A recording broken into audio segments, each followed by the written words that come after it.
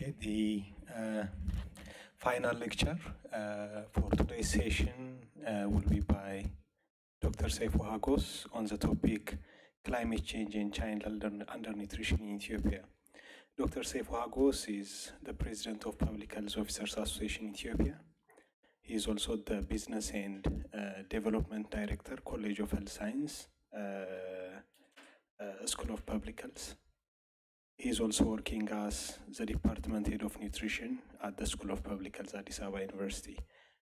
Dr. Seifu, we are very grateful for accepting our invitation and traveling all the way from Addis. Now the floor is yours.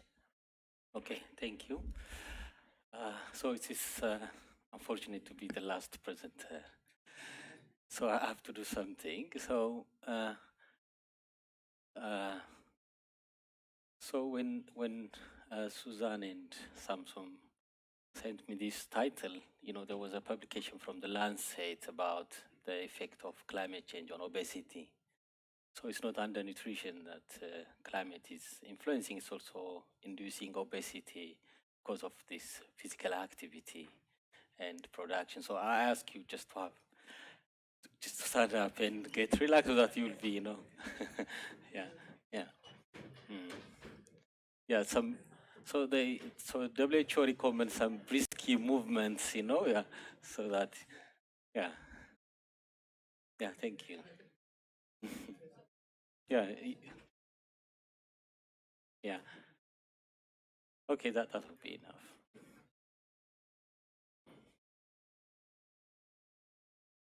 Yeah. So most of my presentations, I'm happy that the first presenter has made my life easy, has already taken most of the slides. So I will be focusing really on his presentation in the Ethiopian context. So I'll be discussing how do we really understand the relationship between climate, health, and nutrition. How do we really evaluate this relationship? And then a bit of global estimates in terms of impact of climate change on the different components of food security. And I will discuss what is the limitation. It's not easy. They say that all models are wrong, right? Just few models will be right. I remember in one conference, there was this modeling exercise, and everybody's happy, you know, to predict the future. But using that model, predicting the past was not possible, you know. So models, we don't need to be very, very much, you know, dependent on models. So for that purpose, I will discuss what are the methodological limitation in terms of looking for the relationship between climate change and health and nutrition. And I will discuss a small-scale study which was published accidentally. You know, if it had a very strong review, it wouldn't have been published. So I will discuss that. And so, very complex pathway to understand climate and health. So this is the mechanism, the potential mechanism, how climate is influencing human health.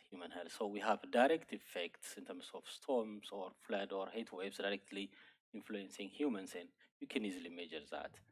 But we don't have that, especially, I'm talking about Ethiopia, okay? We don't have a lot of data about this, but we can measure. And there are also indirect effects, okay? Indirect effects, including influencing water quality, air pollution, and the like. So the impact of climate through this indirect effect is usually modified by the dynamics you have in terms of the economic development, the infrastructures you have, all these effects. You know? So capturing all this information in a simple model is very complex. And also, when we say health impact, what are we talking about? Are we talking about mental illness? Are we talking about undernutrition, allergies, infectious diseases, cardiovascular disease, injuries, respiratory disease, and poisoning? The complexity is there. Undernutrition is dependent on everything. infectious diseases such as diarrhea increase the risk of undernutrition. Mental health, especially, is influenced by the micronutrient status of individuals. And mental health also influences the food security situation.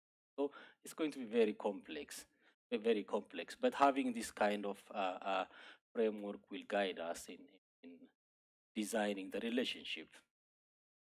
And for that was underneath climate and health.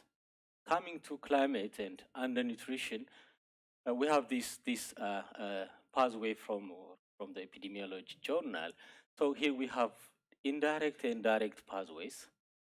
So climate change directly influencing, due to floods or injuries, storms-related injuries where you can measure, and also acute in terms of temperature, pollution-related mortality and morbidity. This week we can measure.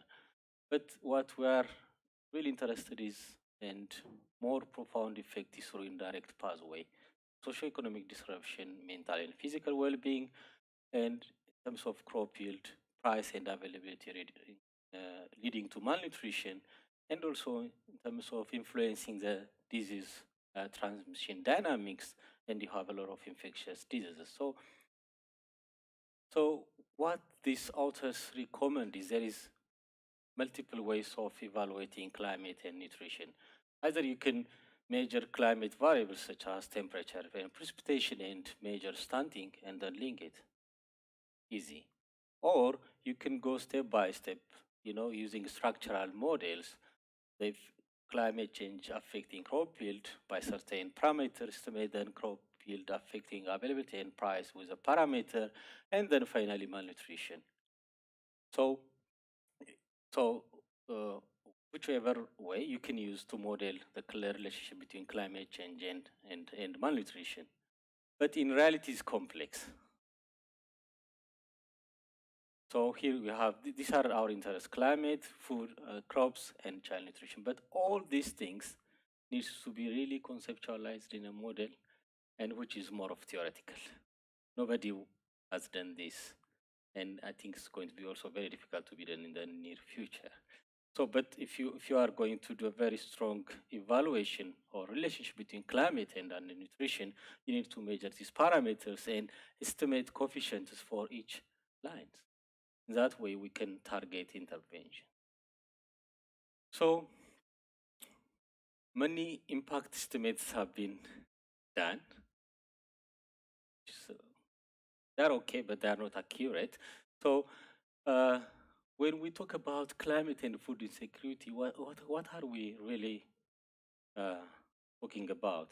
The first presenter was talking about this. So here we have to have these three components, including the stability component, which is very difficult to measure. So the first one is in terms of food availability, which is for me easy, but I have understood now that it's very difficult from the agriculture. It's very difficult.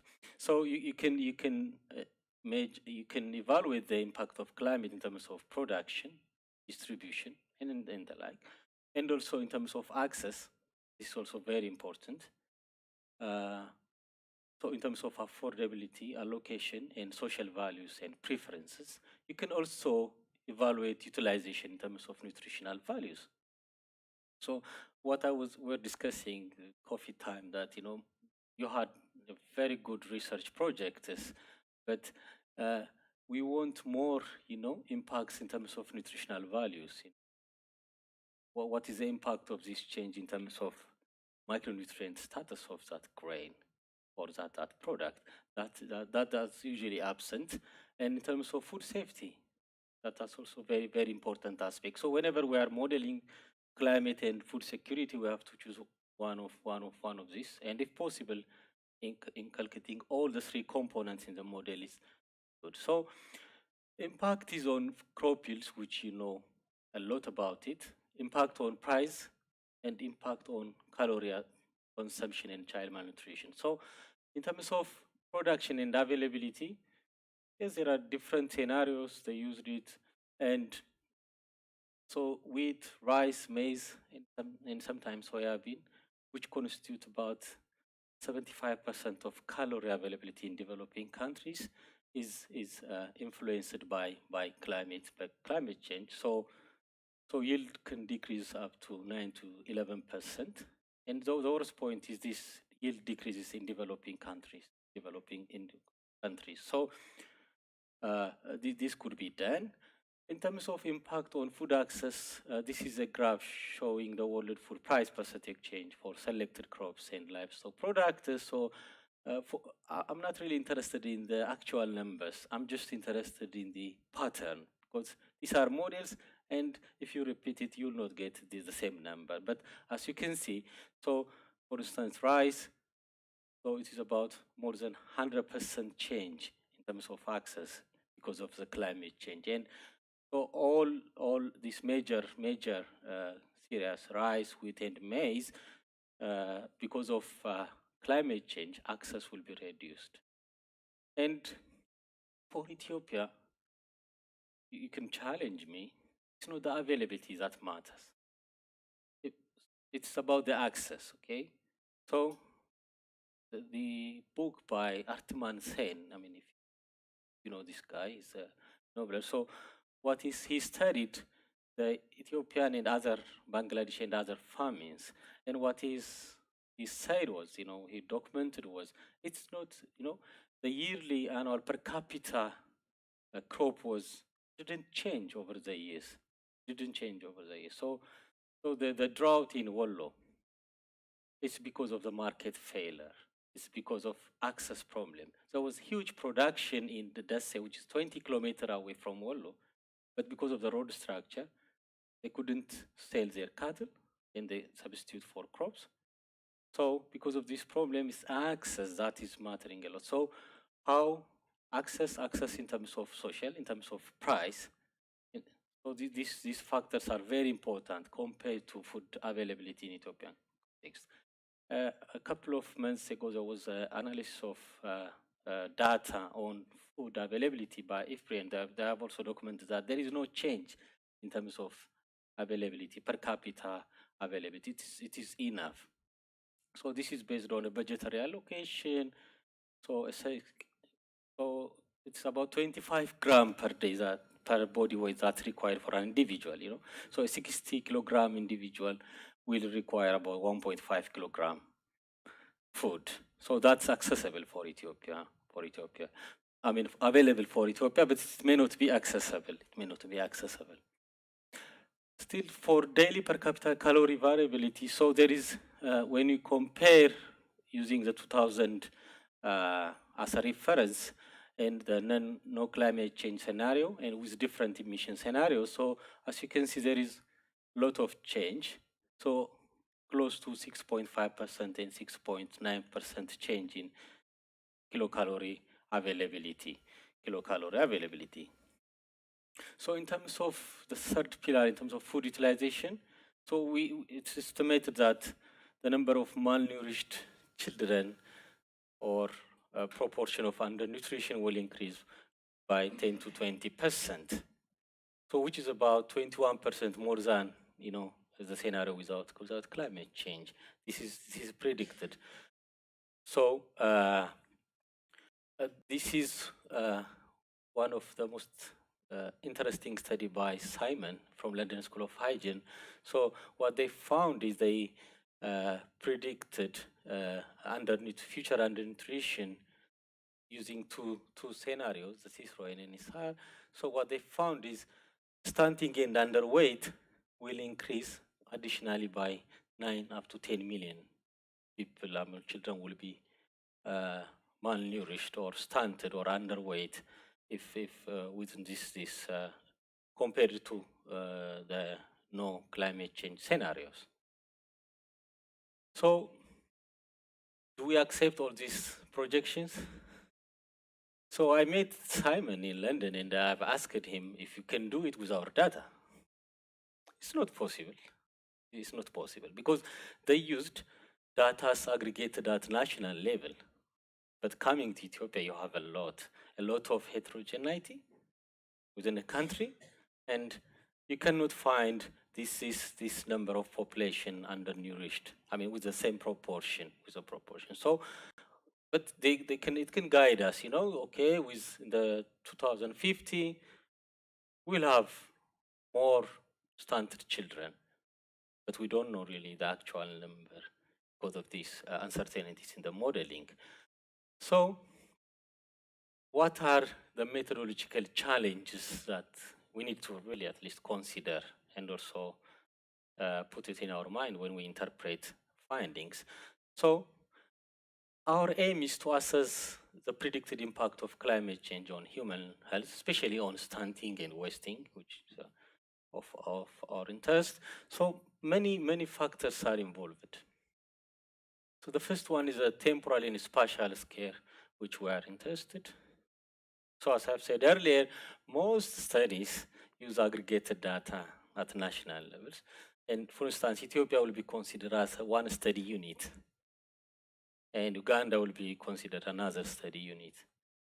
And that is the first problem when we do climate nutrition modeling. And as I have said earlier, in that framework, you know, we have multifactorial sources and pathways, and we cannot accommodate that in a given model. So it's also challenging. And still, there is interaction between factors, infectious disease influenced by climate and infectious disease influencing stunting and underweight. So how are we going to really accommodate these interactions? So the first challenge is the scale of the study.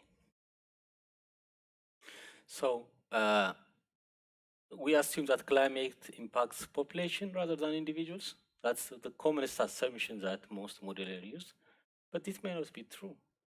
Even in Addis Ababa, so we have in our hospital we have a project monitoring air pollution, and we know that there are specific places where you have high impact, you know, high pollution rate. So even in a given city, a very small city, you will have heterogeneity in terms of exposure. So identifying, so this is a bit of epidemiologic term, unexposed control group is often difficult. How can we get an exposed control group so that we can confidently say that the difference is, you know, due to climate change? That's very difficult. And defining the appropriate spatial scale is also one of the problems. So for me, if you go a bit lower, zonal levels, and a bit lower to district levels, and if you have the budget, why don't we go to village levels and monitor rainfall? So you can name one district, for instance. So our field site is Butajra for Addis Ababa University, and in Butajra we have huge landscape difference. You know, we have like lowlands, which is closer to Zoai, and highland area. So if you can measure rainfall or precipitation or temperature at the village level, you find different results. The other one is exposure assessment.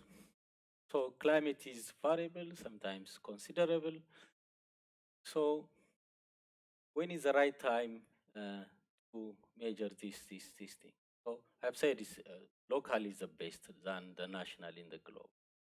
So when are we going to collect, if you want to evaluate climate change and stunting, so are we going to collect rainfall data for the whole year, or are you going to collect data only for the months of, you know, where you can find high rainfall for the rainy season? That's so the data collection system in the period is very important. And also that we have what we call the ecological or atomistic fallacies in the relationship between climate change and undernutrition. So this is what we call ecological bias, where, you know, you have aggregated data and you relate climate with undernutrition, and you want to say something about the individual based on the result you find, the results based on the aggregated data, which is wrong. So this kind of association usually distorts the magnitude, even sometimes the direction of the ecological level association observed in contrast to individual level association. So still, At finer spatial resolution, it's the best way to evaluate climate and undernutrition. The other is a confounding and effect modification. I'll show you some data on how important variables could change the direction of relationship between climate and undernutrition. So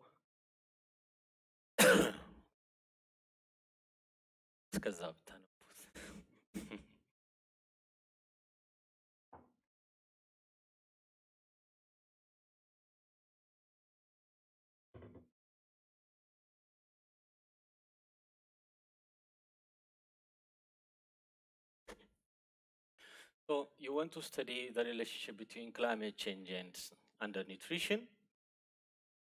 Take Ethiopia as an example, but this relationship could be mediated or influenced by the agroecology. So rainfall could be good in lowlands, maybe harmful for lowlands, high rainfall. So there is a huge mediation. So we need to identify important variables such as agroecology that can mediate the relationship. And also we have the selection and information bias. So information collected with greater accuracy in areas impacted by weather variability. So you'll have a very good information, but you may not have information for other segment. Another key challenge is complexity. So do we assume a linear relationship between rainfall and stunting? If rainfall increase, do we think stunting will reduce linearly? Even for crop production. If rainfall increases, so do we find crop production to increase linearly? Or is it going to be curvilinear, parabola structure? So we need to have that kind of thinking, and I'll show you some data later. So this was the article that was just published by accident, I tell you again. Because if somebody very serious reviewed it, it will not be published. Yeah. So this was part of the project, the weather project that we had, and there were groups that doing climate change and infectious diseases. They found a very different results because we expect that climate is influencing malaria, but they found that no, climate has not. I mean, when we say climate, it's about temperature and precipitation. So that was that. So we also wanted to do what is the relationship between temperature and rainfall and undernutrition in Ethiopia using cohort data. So if we have a very good relationship, then the aim was we can predict the future undernutrition in Ethiopia. So if you have a very good relationship in terms of rainfall and temperature and production and undernutrition this year, maybe we can predict future, maybe next year's undernutrition, so that we'll get a very good early warning and preparedness protocol. But this was not achieved because our data showed, complex relationship. So these are the zones that we collected a huge data from different sources. A lot of people were involved. So we had economists, health service managers, mathematicians, and also epidemiologists. So we use different data set, we have different modeling. So as you can see, we didn't have data in the lowland. We don't have data. So the approach was, we cannot do it directly, but let's do it indirect way. So we try to estimate structural equation modeling, and we try to estimate the alpha here, and also that didn't work. So we dropped that modeling purpose and we just used the indirect. So we assumed that you can comment on this. We thought that the June, July, August, September rainfall is more important than the whole year. That's the epidemiology. I don't know from what you think from the agriculture.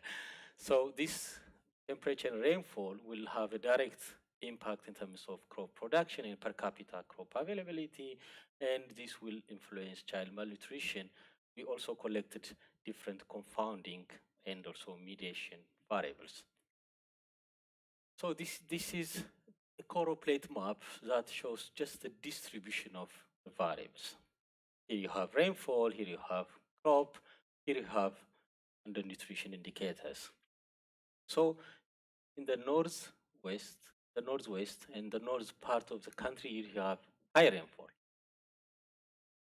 and relatively good per capita crop, but you have high stunting. So we assume that, if there is a good rainfall, there will be a good crop, and then, stunting will be reduced. But the reverse happened. Those areas where you have high crop productivity and rainfall, you will have high stunting rate. Who else would accept this paper? Yeah.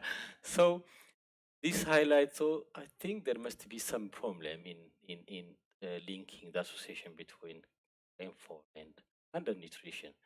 So rather than using the linear, we used a quadratic fitting. So this is per capita crop, and this is stunting prevalence for different administrative zones. As you can see, when per capita crop increases, there is a modest decrease in stunting. We expected there should be a decrease like this, right? Yeah, but that's not the case for Ethiopia. And for wasting, so this is a kind of quadratic fitting. So when per capita crop per capita increase, wasting rate decreases. Still, the slope is not that much, very high. So yeah, it's good. Crop, we need, this is very important. If there is no crop, definitely there will be undernutrition. But the degree of, reduction is not that much high. Even, yeah, if you produce a lot, the degree of reduction in stunting and wasting is not really, in line with the degree of increasing in crop productivity. So the question is, why is that? So what about rainfall? Rainfall. So this is rainfall during those growing season and the stunting. So as you can see from that, it has also that quadratic thing. So for some levels it will increase, then after some level it will decrease. So it's not linear. It's not linear. And for wasting, it's even curved. Okay, it's curved. So meaning, after some values, these values are random. So I'm not going to really fix rainfall amount. So what we said is, actually this is not published yet. So when rainfall increases up to some point, you don't find an increase in wasting, but after some determined value of rainfall, when it increases, then the prevalence of wasting increases. So there should be some,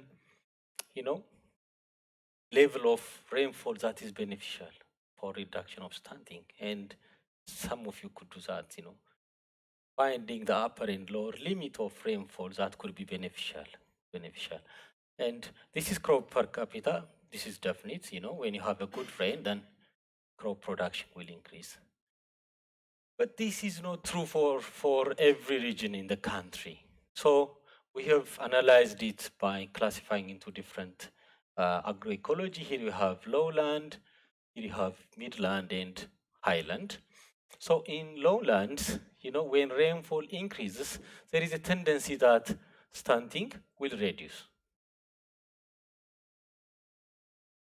And the same happens in midlands. But when you go to highland areas of Ethiopia, when rainfall is increasing, it's not beneficial. Rather, it's increasing stunting rate. Don't ask me why. I have consulted agriculture people, and they told me that, in highlands, we don't need a lot of rainfall. I'm so lay on this point, so I don't know, you can. So rainfall is important in some parts of Ethiopia. So this prediction models in climate said precipitation is going to be very high in Eastern Africa, including Kenya and Ethiopia. So what is the implication of that change in terms of stunting needs to be really documented. But this was not really evaluated using when Simon and his colleagues did a projection estimate of stunting. So finally, I'm not going to discuss the model findings, but so maybe some economists will be here. Are there any economists? Yeah, so we ran a panel regression, and so the panel gives you two R values, the intra and the inter R value. So the between R square will tell you how the model explains the variation in stunting between administrative zone. So the large scale spatial variation in stunting is adequately explained. So if there is a stunting difference in Gondar zone and Gurage zone, that difference could be explained by rainfall and temperature. But the variation in stunting within a study zone over study period was poorly explained. So if you follow one of the administrative zones, such as Gondar, for years, and if you see changes in stunting, that's not really due to change in temperature and rainfall. But other factors could be more important than the rainfall. So, and also finally, models vary in explaining stunting across ecologies. So we cannot have, this is the strongest recommendation that we have, is we cannot talk about, aggregated relationship. Even for Ethiopia, for a country, we should have subnational relationship in terms of climate and undernutrition. So the lessons, rainfall and temperature are partly predicting variation. Yes. And climatic, variable seems to poorly explain the variation stunting, and modeling independently for agroecological zones is very important. So we need to have finer spatial scale modeling and maybe subnational models to accurately quantify impacts, and we need to work towards improving availability of data, and we need multidisciplinary research team, including climate modelers, nutritional epidemiologists, economists as a group, to have very good quantification estimates of climate change impact on stunting. So this is my talk, and thank you for your attention.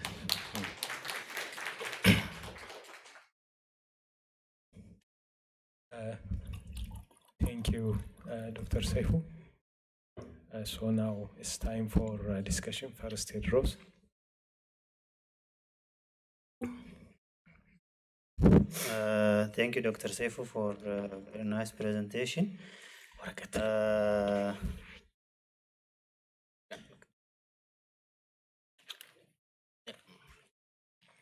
You said that in Ethiopia, not availability or yield matters, but access. To what extent this works in our case? Because food, the most important reason for food insecurity is population pressure, land scarcity, food habits, and productivity. So from productivity point of view, in most of the developing countries, the yield increment is very steady, whereas the population pressure is very much changing. So the reason for having food shortages, the incapability to fill these gaps, the population grows and then the yield increment. So is it really credible to say in Ethiopia availability is okay? What matters is access. I rather take the food habits as the main problem, especially in Ethiopia, because we are very much conservative. For instance, for the crop which I presented in sub-Saharan Africa, the leaf of this cowpea crop is the third leafy vegetable consumed in South Sudan, Nigeria, and the Ghana and so on. But in Ethiopia, it's only consumed in some part of the country, in Gambela, South Sari, and so on. So we are very much restricted from using these leaves, pods, and root and tuber crops and so on. So food habit is still, I could say, is a problem in our case. The other point is, you said increased rainfall and area result with increasing stunting, and the vice versa works for lowland area. I think it is very much point specific. I mean, we have to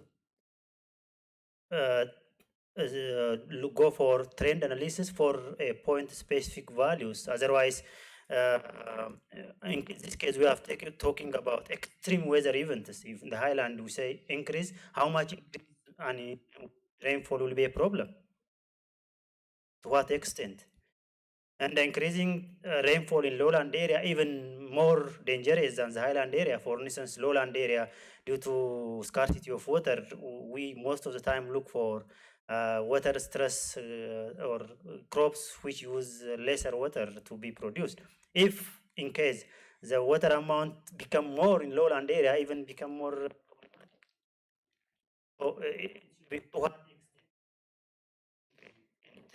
rainfall in highland area will be a problem. What extent in lowland area? Just increasing point of the critical point of problem or limit. Can I respond it? Dr. Abab, Saradunya. Oh, I was suggesting all in that. Okay. Yeah, okay. Thank you, Dr. Seifu, for your nice presentation. I just have one concern in your presentation. Actually, it's not only you, but it's what I observed from many people, especially in Ethiopia. You know, when we consider human food, we consider as food per se, and availability of food, and we tend to focus on crop production. So in your pathway framework, you talked about the direct and indirect effects and the direct effect on crop production, but you have not said anything about livestock production, the influence of livestock production. So that means disregarding animal source food, which is very nutritious food, you know, quality, that supply quality nutrients. And again, in your study, you have not considered livestock production or availability of animal source food. You focused on crop production. So don't you think that's a flaw in the study design? I think these are issues that need to be properly addressed. Thank you. Let's give the chance to Seifu to respond to the question. Have a second round of comments. Yeah, so I think I need to be corrected if I say, you know, food ability is not important. It's very important. It is necessary, but it is not sufficient. It's not sufficient. So we're talking about data. You know, we're talking about data, and what let alone the current data, the historical data. What it has shown us is the per capita availability is not that much changing over the years, that you can find from many publications. So the issue here is whether that is distributed uniformly across the country. You can ask that. Was it distributed uniformly? If the distribution is good, then that's one thing. But access is a problem. Access. So now, after that theoretical change in assumption of food insecurity, now we are measuring access. You know, food insecurity is now measured using the access component. The access component. So we measure whether household is food insecure or not using the access component, not the availability component, assuming that availability is existing. So, well, in terms of, you can also talk about food wastage compared to developing country. Up to 30% of food is wasted in developing country. Here we have about 70% is wasted. So the production, the availability is good, is good, but we need to work more on access. Okay, I think that's food habits. Yes, that's also a problem. In terms of rainfall, yeah, that's a weird finding. But so the next step is to quantify the upper and lower limit of rainfall and whatever parameters that could be beneficial in terms of standing reduction. That's the next step. So we cannot, simply say an increased rainfall will be at indefinite level will be impacting stunting in lowlands. I mean, we need to have specific. So in terms of livestock, actually we obtained livestock data, and that was adjusted in the model. Livestock is significant. It's very important. I mean, it's important. But the concern is animal source food consumption is very low. We have a very strong discussion whether to put that variable into the model, knowing that the consumption is very poor. So it can artificially, I'm not really confident even in the finding, because we know that 3% still, 4% are consuming animal source food under 5 children. So it's not really existing. It's its own problem. But I duly understand that our problem is how to make these under 5 children consume animal. So a recent study in Ecuador about egg consumption. So they found that a 47% reduction in stunting if children under 2 consumed eggs every other day. Yeah, so it's known, it's very important, but consumption pattern is very low. That's our problem. So we really acknowledge the importance. Okay, Dr. Tasfaiz and Professor Walili. Thank you. Okay. Thank you, Dr. Seifu, for your nice presentation. First of all, I will agree with Theodros that it's not only the access, but even the available food, I think, is not enough in Ethiopia. Over the last decade, there have been some improvements in agricultural production, but per capita production is still low. It's decreasing. I mean, the population growth is faster when compared to the agricultural growth. So it didn't cope with the population growth. I think food availability is also a problem. And regarding the rainfall and nutrition relationship, I think it's very difficult to draw conclusion based on that data. I mean, to correlate these two. There are a lot of confounding factors. In the first place, in agriculture, the pattern of rainfall is very important. It's not only the amount. Yeah. I mean, there are seasons when the crop requires water. If it misses that, then it doesn't perform well. That is the major problem. And sometimes there is a torrential rainfall causing a lot of runoff, a lot of soil loss. And so just considering only the total amount of rainfall really, in my opinion, is just meaningless when it comes to production. The pattern is very, very important. I think that, I don't know, what are the seasons, at what season was the rainfall, and was it during the crop requirement that are more very important. If there were some agronomists in your team, it would have been better, I mean, to correlate that. Secondly, the relationship between production and nutrition is also, it's not direct. There could be a lot of production, but sometimes people produce more, and it doesn't mean that they will achieve nutrition security. Sometimes the cooking habit is not there, and they don't know how to prepare nutritious food or balanced diet from the available resources.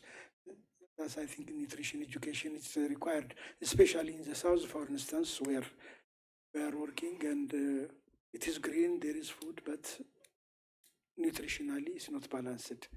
I think there should be a nutrition education intervention in that area, and maybe your studies should also include all these issues. I mean, directly relating production with nutrition or rainfall with nutrition would be very much difficult, in my opinion. Maybe I need to hear your reflections on that. Okay, thank you, Dr. Seifu, for a nice presentation. This is simply to add my voice and concern regarding the accessibility versus production issue. I think the production issue is, productivity is the most important issue by a huge margin. When you say accessibility, it means the purchasing power is also there. Purchasing power. Even the basic food items are so expensive, even for us. We are struggling to cover our living expense. Why did that happen? Because there is a very small amount of products go around. Even the Ministry of Industry, currently, they say the productivity is low. There is no enough product in the country. Do you know that some of the bakeries, they are not getting enough wheat flour? We are importing a huge amount. So the amount of production is very, very low. So if we produce more, accessibility issue will be improved. So I think this should be an important consideration. And the other is amount of rainfall. Yeah, I'm surprised to see the relationship is not clear enough. If you see any data on GDP versus rainfall, there is more or less a perfect relationship. The up and down is almost perfect. The GDP declines when the rainfall amount declines. So I think we should not take it lightly. Thank you.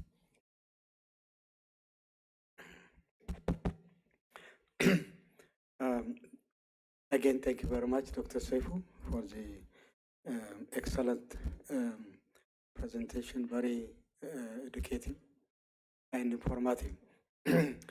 Well, I also agree with the previous speakers with regard to the availability. You know, accessibility can work for specific locations.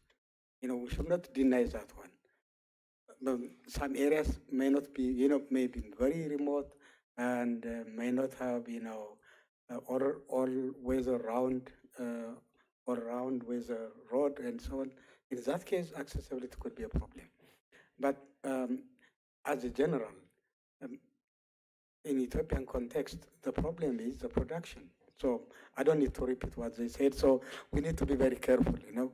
It's not good to generalize, okay? It's accessibility, availability is there. If we say that, that could be misleading in Ethiopian context.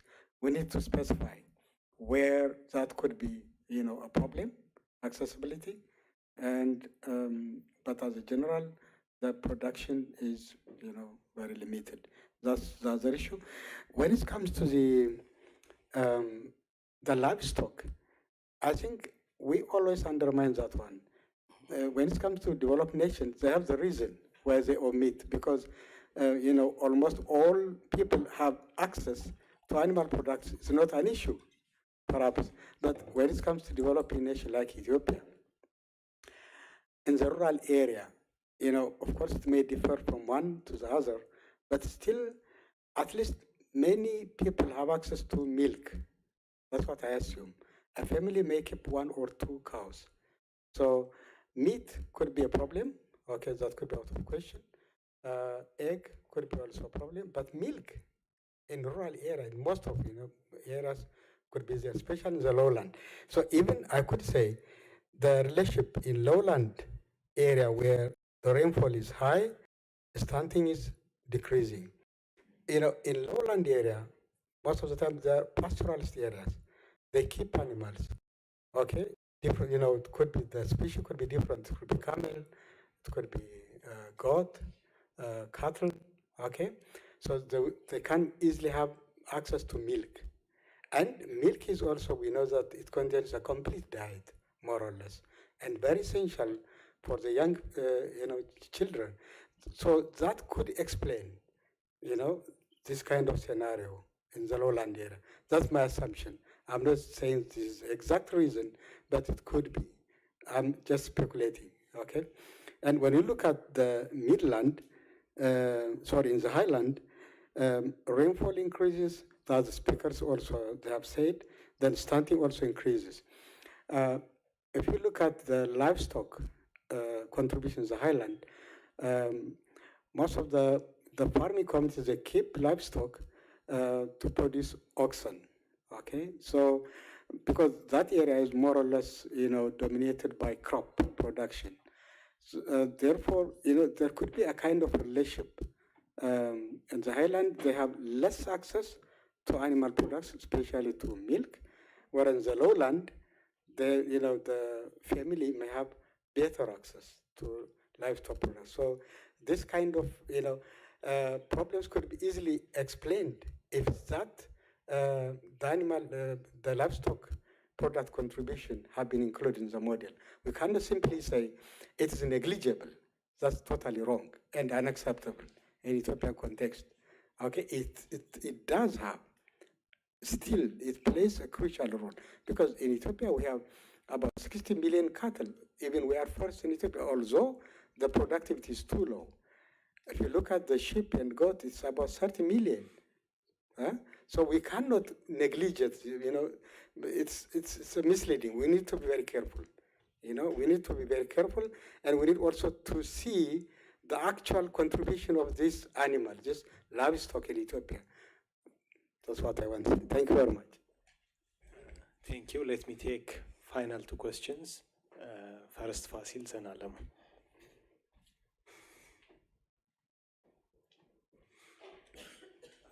Okay, thank you very much, and thank you for your presentation. I have two questions. The first one is related to the one slide you presented about the relationship between per capita crop production and stunting. And that's the one where you say, don't ask me why. I'm not going to ask you why, but there is a possibility, for example, as you know, the consumption pattern in Ethiopia, we are not, for example, consuming what we are producing. And what has been produced somewhere might not be what has been consumed somewhere. I think the per capita, the per capita crop production that you have taken is somewhat like the ones which we could find in Hawassa. It's the total production divided by total population, something like that. That doesn't, for example, that it would be misleading. And stunting, as we have seen in the morning sessions, it's related to the crops that we are producing and what nutrition are the that we are consuming. So, have you considered, for example, to see the per capita, for example, cereal production towards stunting? Have you considered taking into account different crops based on their nutritional content, for example, in order to suggest the linearity or the curvilinearity of the relationship? The other question, the second one is, we are doing agent-based modeling, and I'm trying to incorporate nutrition in my model. And as you suggested, we are doing it at the individual level. And where it is also multidisciplinary because we are incorporating crop growth modelers and everything. And but as you know, farmers, for example, in Ethiopia, they consume very few cereal crops or tuber. For example, in my case, they consume their bundle is very small. Their consumption bundle is very small. And how do you think can I extract the nutrition, the nutrition content that they will obtain from these crops, so that I could incorporate them in my model? Thank you.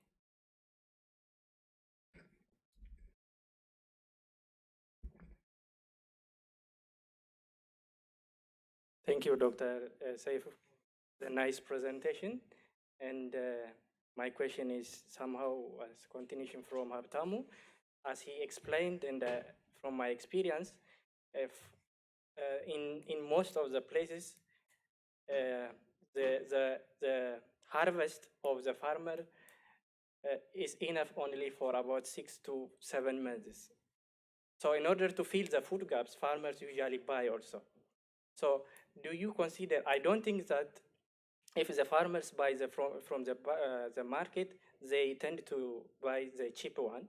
And I don't think that the nutritious content of the one produced by the farmer and the one bought from the market might not be the same. Yeah. So have you considered this thing? Because you said accessibility is an important issue. I agree somehow, because there are surplus production in some places and there is no production in other places. For example, I went around Hararge. They normally produce maize and sorghum, mainly sorghum. And they said that the sorghum is only suffice for 4 months, and they usually buy sorghum and the maize from the western and from the other region. So accessibility matters, yes, I agree. So have you considered the one produced and the one purchased in terms of nutrition content anyway? The second comment, maybe as a recommendation, is you consider the rainfall starting from June. Yeah. Yes, it works for some cereal crops, but not for all. Yeah. For example, if you take maize and the sorghum, April and May is important season, especially for sowing. But still, July is very important season for growing stage. So, because you know maize and the sorghum are main crops as well, so it's good for you to consider these 2 seasons in addition to the season you considered. Thank you. Thank you. Yeah. When you respond to the questions, we have already agreed availability is also critically important. Maybe you don't need to respond to that issue. Yeah, I think that I was maybe a bit underlining that access is very important, but I don't mean that, you know, it is not sufficient. That's my idea. Maybe we can talk about data. You know, if you have data, you can send me. I mean, I could be, but I can send you also the data that we have, the per capita calorie availability trends, and you can check. You can check whether that could be, you know, justifiable. I mean, so I'm not talking about from my personal. This is all about the data, and maybe the F3 publication will be out soon, and you'll see also that in terms of how the Ethiopia is doing in terms of per capita availability. So the other most important point you mentioned is very important. It's not the amount that matters, the pattern matters. The extreme event also matters. That's not in. So you can make your model more strong by incorporating this. But where do you get this data? That's very important. I mean, theoretically, yes, pattern is important, but it is very, very difficult. That's one of the limitation. Yeah, the NMS was part of this study. Yeah, they had access to that, but we just focused on the amount, but that could not be, you know, solely explaining. So in terms of production and consumption relationship, that's true. I mean, that's true. We don't have data on that. So in lowlands, I said livestock is included. Maybe you can refer to paper. Livestock is included, but my suggestion is in terms of animal product consumption, where we know that it's very important, we are struggling, we are very much struggling on how to make these households consume animal source food. We are struggling. So now currently we are doing this egg trial in Butajira, and the market trials are about 10 up to 15 markets throughout Ethiopia, and also the production incentives for the country. So I'm not undermining livestock. I'm pro to that because it's very important. So in every survey that we do and others do, the prominent finding that we have is animal consumption of animal source food for under 5 children is the poorest for various reasons. So we want that, we want more production, more consumption habit. So I think you need to understand this. Maybe there's some. So in terms of nutrient content, I mean, you can use the food composition table and change into. We have for many of the cereals, you have average estimates of nutrients per 100 grams. So you can put it, and also we have a food consumption surveys. So you can put us, if you want to go in detail into the nutrient values, that's possible, but it will take you years to identify because converting is very difficult. It's very, very difficult. So in terms of, that's the same thing. In terms of nutrient quality, that's possible to do. But the aim of this was just to see whether there is any relationship. If there is any relationship, so the aim is to predict for future undernutrition attributable to a change in the amount of rainfall. That was the plan when we do this project. But because of the relationship, this odd relationship, we are not able to do the prediction. I'm not saying this is the perfect model and the right relationship. This was studied also in Mali. They have found more or less a similar some anomaly in the relationship between rainfall and stunting. So these are the two studies that we have, but we encourage, more studies. Now, this is up to 2004. Now we have repeated welfare monitoring surveys and ADHs, and also rainfall and temperature data. Then we'll keep on, modeling. And also we have also food consumption surveys that shows food consumption for different administrative areas. We can also input that and see the relationship. So in terms of the June, July, August, so actually we consulted, and so you can do, because already the data is available for the Belg Amrach. Yeah, we have the data. You can estimate, but most of the production, correct me, I think 60 or 70%. So is because of this, for this reason, season. So we just focus on the June, July, August, September. But is all the amount, or is it the June and the July important? This is micro modeling, and definitely nobody will do that. It's going to be very difficult. Anyways, thank you for your comments, and it's just a beginning of our work, and we understand the limitation. If you read the papers, there is a huge limitation in the interpretation. So, yeah. Thank you, Dr. Seifu. Again, let's give him a round of applause. So now we have come to the end of this long and many list of presentations. Before I conclude, the coordinators, they want to announce some information to us.